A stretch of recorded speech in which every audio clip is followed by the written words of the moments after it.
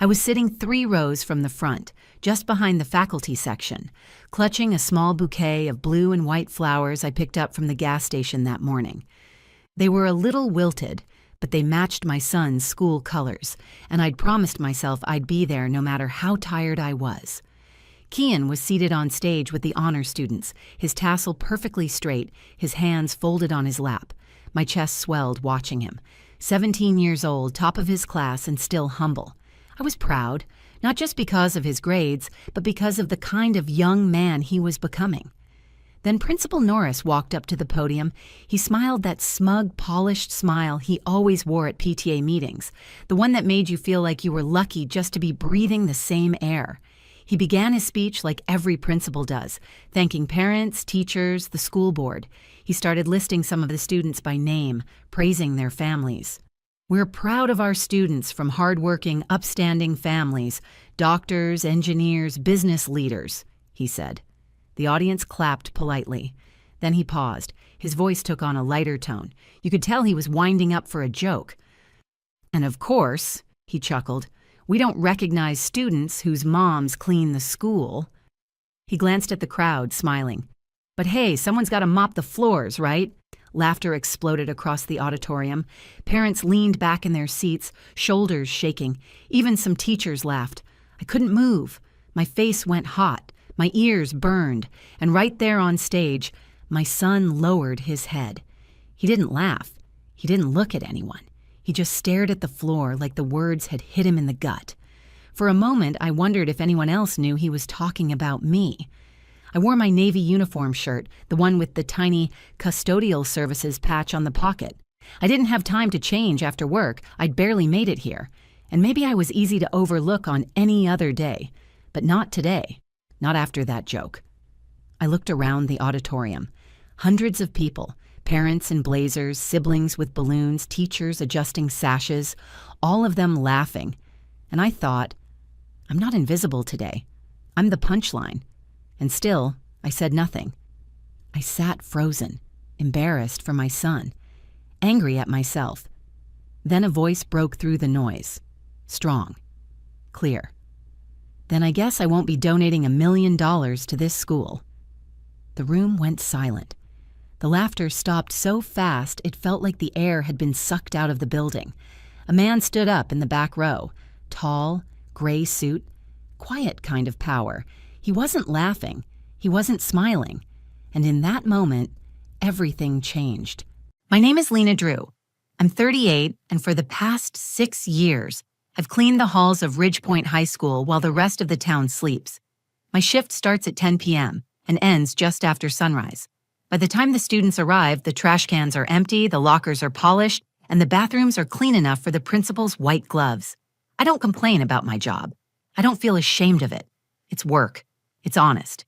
And it paid for every notebook, every science fair project, and every pair of sneakers my son Kian ever needed. I wear that uniform because it gave him a shot at a life I never had. Kian is 17, but he's always been older than his years.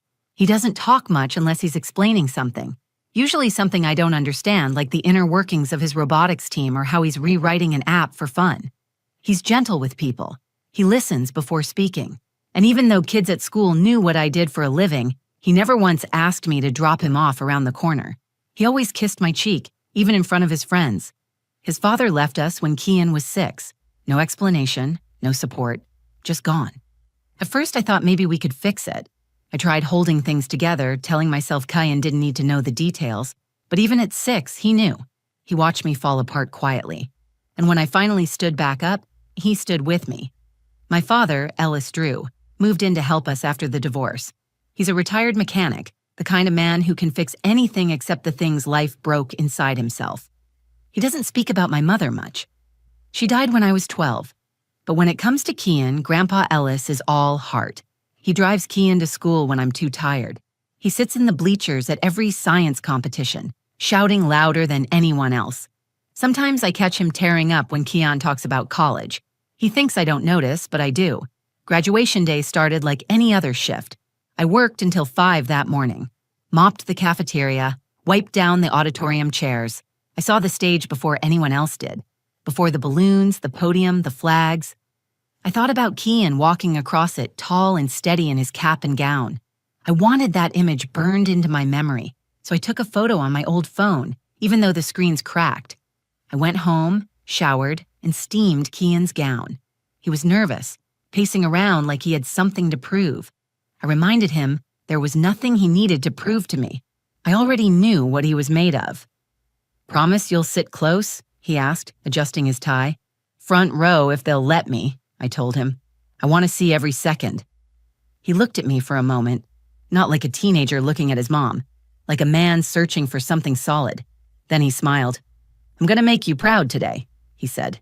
"You already have," I replied. I wore my work uniform to the ceremony. I didn't have anything else. I meant to buy something nicer, but when the money came down to a new dress or Kian's college deposit, I didn't hesitate. I brushed my hair back, put on a little lipstick, and told myself I belonged there just as much as anyone. We drove together, but I dropped him off out front. His classmates were already gathering, snapping pictures and tossing their hats too early. I watched him disappear into the crowd, standing taller than most. I sat in the car for a moment, breathing in deep. This was his day. I didn't want my nerves to show. When I walked into the gymnasium, the smell of floor wax hit me first. My own work from just hours before. Rows of folding chairs stretched across the polished floor. Parents dressed in business casual filled the aisles, teachers clustered near the stage, straightening name cards. I found a seat in the third row, right behind the assistant principal. All around me, people held bouquets and camera phones. I clutched my small bouquet tighter, aware that the flowers were drooping. Still, I smiled. I smiled because this was the end of one chapter and the beginning of another. I smiled because my son was walking across that stage. I smiled because I had earned this moment, not with degrees or titles, but with calloused hands and sleepless nights. I spotted Kian on stage. His cap was slightly crooked, and he was fidgeting with his tassel. But when his eyes met mine, he smiled, just for a second, just enough to say, "You're here. You matter." I smiled back. I sat a little taller. Then Principal Norris approached the microphone. And everything that came next, every laugh, every word, every glance, changed how I saw this school forever. Principal Norris stepped up to the microphone, straightening his blue silk tie and smiling as if this were his stage play and the rest of us were lucky to be in the audience. The applause faded as he adjusted the microphone and scanned the crowd like he was searching for someone important. He paused just long enough to build the kind of anticipation that made people lean in. "I want to begin," he said, "by recognizing the outstanding families behind these exceptional graduates." People around me straightened their backs. A few parents turned toward each other, already whispering with pride. "We have the son of a pediatric surgeon in the front row, a young woman whose parents run the most successful law firm in the county. And of course, the future scientist whose father recently made partner at Bradford and Shaw." More polite clapping, the kind that says, "I know you're talking about us." My eyes flicked toward Kian. He sat still, his hands clasped tightly in his lap. I could see the stiffness in his shoulders, the way he bit the inside of his cheek when he felt like he didn't belong. I wanted to scream that he belonged more than anyone in that room, but my voice stayed silent. The principal kept going. "These kids are standing on the shoulders of hardworking, respected professionals," he said. "It's what makes this school so strong." I waited for the mention of other families, the ones who weren't surgeons or lawyers. I waited for him to say something that reminded every parent in that room that their value wasn't in their title or their tax bracket.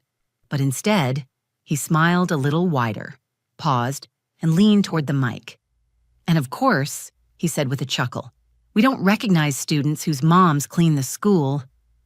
Laughter broke like a wave across the room. Not a few chuckles, but full-bodied laughter. Head thrown back, hand-on-knee laughter. Even some of the teachers were smiling. The air shifted. "Hey, someone's got to mop the floors, right?" he added, as if the joke needed help. I felt the sound before I processed the words. It wrapped around me like static. I didn't hear the clapping or the laughter after that. All I could hear was my heart thudding in my ears. Kian didn't move. His head dropped slightly, his gaze locked on the floor. That tassel he had fiddled with so proudly hung limp now, swaying slightly as if even it had been humiliated. I felt like I'd been punched in the chest. My hand tightened around the bouquet in my lap until one of the flowers snapped. I didn't even realize it. I was too focused on my son, on how small he looked sitting up there, while a room full of adults laughed at what he came from, at what I am. I searched the crowd for anyone who looked uncomfortable, anyone who wasn't laughing. I saw a few confused glances. One teacher shifted in her seat, but most of them laughed like it was nothing more than a clever line in a speech they'd been waiting for all morning. I felt exposed, not just seen, but stripped bare. Like everyone suddenly knew exactly who I was, what I wore to work, where I belonged, not in the third row with proud parents, not in the auditorium at all. My stomach turned. I glanced at the assistant principal in front of me, waiting for him to say something. He didn't. He laughed too. I looked at the stage again. Kian hadn't moved, but I saw his jaw clench, that little twitch he gets when he's trying not to cry. My baby was on the stage, doing everything right, carrying the weight of every sacrifice I ever made, and someone reduced him to a janitor's son with a joke that wasn't even original. I wanted to stand up. I wanted to shout something that would wipe the smugness off that man's face, but I didn't. I sat there, frozen in my seat, trying not to cry, trying not to fall apart. Grandpa Ellis leaned over, his voice low and steady in my ear. "Don't you dare cry, Lena," he said. "That man isn't worth your tears." I nodded, but my throat was closing in on itself. My hands trembled. I couldn't speak. I couldn't move. I felt like I was back at 17, cleaning motel rooms after school, trying to convince myself I wasn't less than the girls who got picked up in convertibles. But this wasn't about me anymore. This was about Kian. He hadn't looked up once since the joke.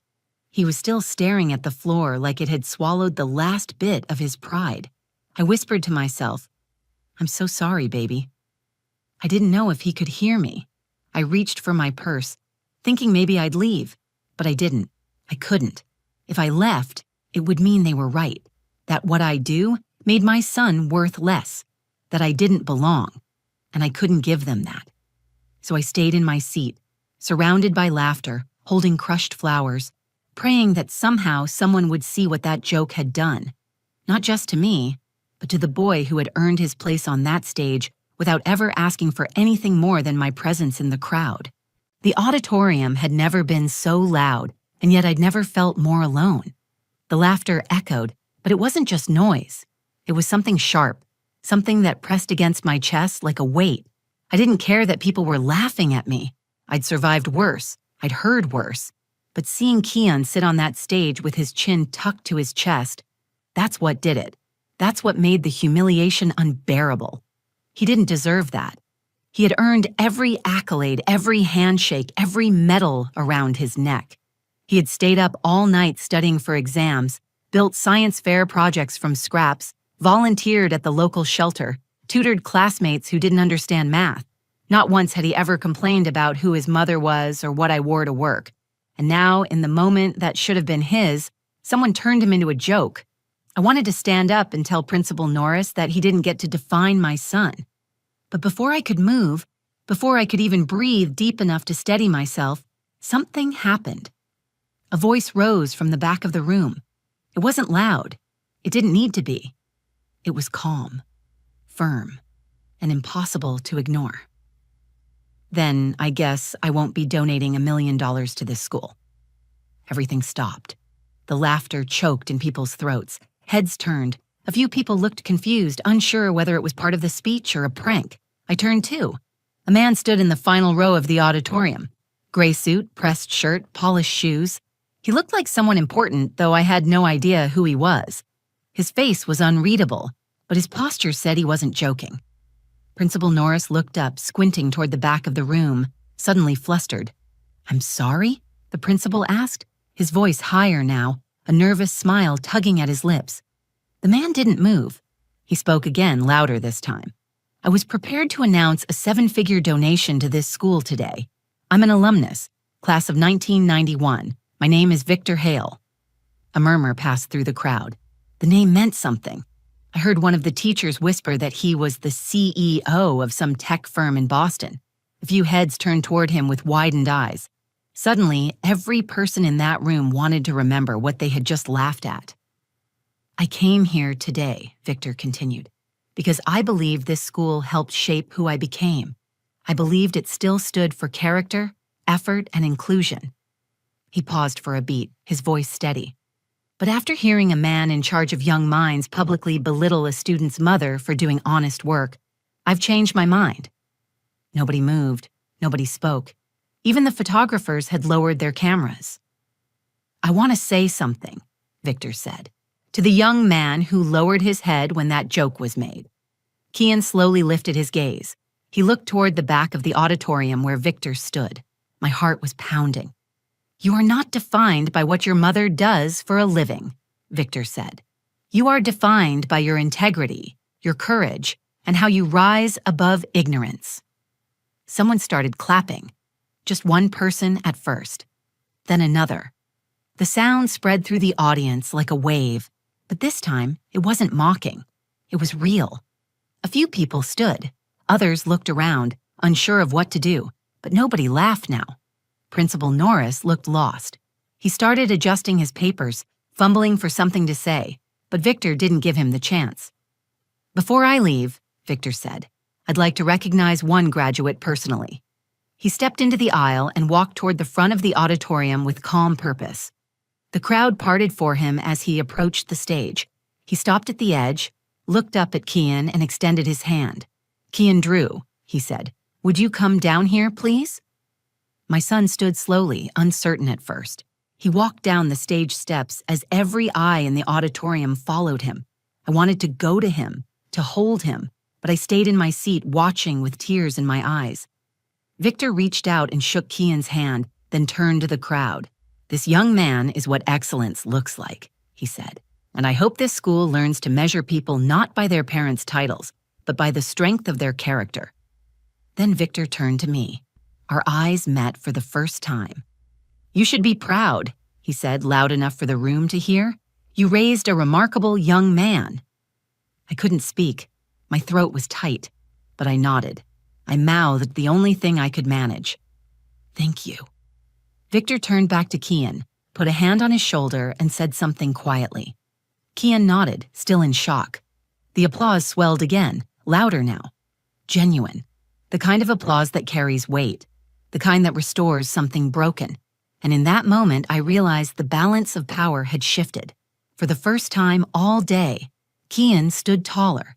His head was held high. He wasn't ashamed anymore. He was seen. Victor Hale stood with his hand on my son's shoulder, facing a room that just moments earlier had been laughing at a joke made at our expense. But the energy had changed. It was no longer a crowd full of smug smiles and shallow claps. The people around me sat up straighter. Some looked ashamed, others looked moved. No one dared speak over what was happening. Kian looked up at the man beside him, still stunned, like his body hadn't caught up with what his heart was feeling. He wasn't just some student in the background anymore. He was the center of the moment, a young man seen for his achievements, not overshadowed by his mother's job title. Victor turned to the stage and spoke directly to the administration. "I think this school owes someone an apology," he said. Principal Norris stood rigid behind the podium. His face had gone pale. He cleared his throat but said nothing. The same man who just minutes earlier commanded the room with smug confidence now seemed small, stripped of the power he'd taken for granted. Victor didn't wait for a response. He turned toward the audience again. "I want to share something," he said. "When I was 17, I came home from school one day to find an eviction notice on our door. My father had been out of work for 6 months. My mom took a job cleaning office buildings at night. She used to come home with her knees swollen and her hands raw. She cleaned in silence, without complaining, because we needed her." The room was completely still. No rustling, no whispering, only his voice. "That woman raised me with discipline, pride, and compassion. She never wore a suit, but she taught me more about leadership than any CEO I've ever met. If anyone had dared laugh at her, I would have remembered it for the rest of my life." He looked down at Kian again. "That kind of pain sticks with you. But so does respect, and you, young man, have earned mine." Then Victor did something no one expected. He turned to the crowd, lifted the microphone from the podium, and spoke into it directly. I came here today to announce a donation. That was my original plan. $1 million toward Ridgepoint High's science and engineering program. But after what I witnessed, I've decided to make that donation conditional. Now the room bristled with tension. The school board members on stage glanced nervously at one another. A few people leaned forward. Victor continued. My condition is simple. This school must publicly commit to honoring all students, regardless of background. And more importantly, it must recognize and support the staff who make this building run. Every janitor, every lunch worker, every aide. I want scholarship funds for children of custodial staff, teacher assistants, cafeteria workers, those who keep this school alive behind the scenes. There were murmurs now, but this time the tone had changed. No one dared argue. A few people clapped. Someone shouted from the back, "That's right!" And the crowd responded with a wave of supportive applause. Principal Norris looked like he wanted to speak, but he was too late. Victor turned and handed the microphone to Kian. I sat forward in my seat, holding my breath. Kian took the mic with trembling fingers. He didn't look nervous. He looked ready. He spoke with a calm strength I'd never heard before. I wasn't going to say anything today, he began, but I need to. He looked out at the crowd. When the principal made that joke earlier, I felt ashamed. Not because of what my mom does, but because it made people laugh. And for a moment, I thought maybe I didn't belong here. But the truth is, I've never been more proud of who I come from. He turned toward the front row, his eyes locking with mine. My mom is the reason I'm on this stage today. She worked every night so I could focus on school. She never missed a parent-teacher conference, even after 12-hour shifts. She gave me everything, without ever asking for anything back. A few people in the audience were wiping their eyes now. A teacher in the front row clapped softly. Then another. Soon the room was filled with applause. Not forced, not polite, but full of warmth. Kian nodded once and handed the microphone back to Victor. Victor turned to me next. He didn't speak. He just walked over, reached for my hand, and gently pulled me up. I stood, awkward at first. I wasn't used to being the one people clapped for. But the clapping didn't stop. It grew louder. I looked around and saw people on their feet. Parents, teachers, even students. I felt something swell inside me. Not pride in myself, but pride in the fact that my son was standing tall because I hadn't let the world make me small. Victor leaned in and said softly, "You did good, Lena." Really good. I nodded, tears burning my eyes. I didn't wipe them away. This wasn't a moment to hide from. It was a moment to own. After the ceremony ended, the crowd filtered slowly out of the gymnasium. Some people still looked stunned. Others avoided my eyes. But a few approached me, quietly, respectfully. A woman in a soft pink blazer who I recognized from the PTA took my hand and said, "You raised a good man." Another dad from Kian's class simply nodded and said, "Thank you." It was the first time anyone had thanked me for something that wasn't cleaning a spill or fixing a mess. It felt strange. It felt good. Kian found me near the front row, still holding what was left of the crushed bouquet. He was no longer hiding in his posture. He stood tall, his graduation cap tucked under his arm, his cheeks flushed with pride. When he reached me, he didn't say anything right away. He just pulled me into a hug, the kind that tells you everything words can't. "I didn't know if I should say something," he whispered. "You said everything I needed to hear," I told him. Grandpa Ellis joined us a few minutes later, walking with his usual stiff stride.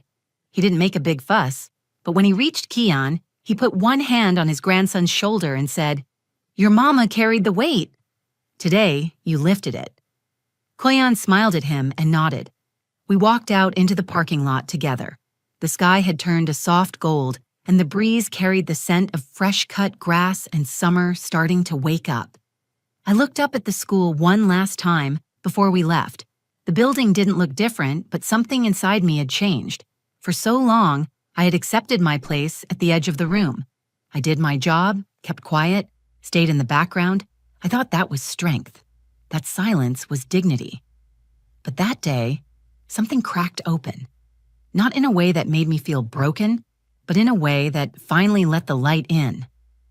That evening, we sat on the front porch of our small duplex. Kian still had his cap on, now tilted to the side. Grandpa Ellis had kicked his shoes off and was reading the local paper, even though he kept stealing glances at Keon like he couldn't quite believe what had happened. I made us grilled cheese sandwiches and tomato soup, nothing fancy, just comfort food we all loved, the kind of meal that didn't need to impress anyone. We ate in comfortable silence for a while. Then Keon turned to me. "Do you think people will remember what happened?" he asked. "I do," I said, "but more importantly, they'll remember who you are." He nodded, chewing on that thought the way he does when he's working through something deeper than the surface. "I think I want to use that scholarship money to study public policy," he said suddenly. "Maybe education reform. I don't want other kids to feel like I did up there." That caught me off guard. I hadn't expected him to take the pain of that moment and turn it into something with direction. But that was Keon, always thinking bigger than the present. "You'd be good at it," I said. "You've already changed one school." He smiled and leaned back in his chair. The air was still warm, but the heat of the day had lifted. I watched the way his eyes scanned the horizon, not with fear, but with curiosity, like he was already imagining what came next. Later that week, something unexpected happened. The school released an official statement. Principal Norris apologized publicly, not just for his comment, but for the culture that allowed it to be seen as acceptable. The district announced a new initiative to recognize contributions from all school staff and their families. Victor Hale's donation came through, with every condition attached. A new plaque now hangs in the front hallway of Ridge Point High. It reads, "Character is not measured by profession, but by perseverance. This school honors every hand that shapes its future. My name is listed under foundational contributors." When I first saw it, I stood frozen in front of it, my cart full of cleaning supplies beside me. For a moment, I forgot to move. I just stared at my own name, carved into metal, as if the world had finally admitted what I always knew. My work had worth. That plaque is nice. But what matters more is the way Keon walks now. With confidence, with purpose. Not because someone handed it to him, but because he saw it modeled, felt it questioned, and reclaimed it with truth. I still work nights. I still sweep the floors and scrub the walls. But now, I do it with my head held higher. Because what I do doesn't make me less. And what I've built, who I've raised, proves that dignity never needed a title. What happened that day at Ridgepoint wasn't just about a joke or a donation. It was about what happens when someone finally says, enough. When someone with a voice chooses to stand beside those who are often overlooked. My story isn't rare. There are thousands of parents working night shifts, cleaning offices, delivering packages, scrubbing classrooms, doing everything they can to give their kids a better shot. What happened that day reminded me, and maybe reminded others too, that respect is not a luxury reserved for titles. It's something every human being deserves. If this story moved you, if it made you think differently about the people around you, do one thing for me, like this video. Share it with someone who needs to hear it. Leave a comment and tell me your story. And don't forget to subscribe for more real stories that matter. Thanks for being here. Thanks for listening. And if you're the one mopping the floor before the world wakes up, I see you.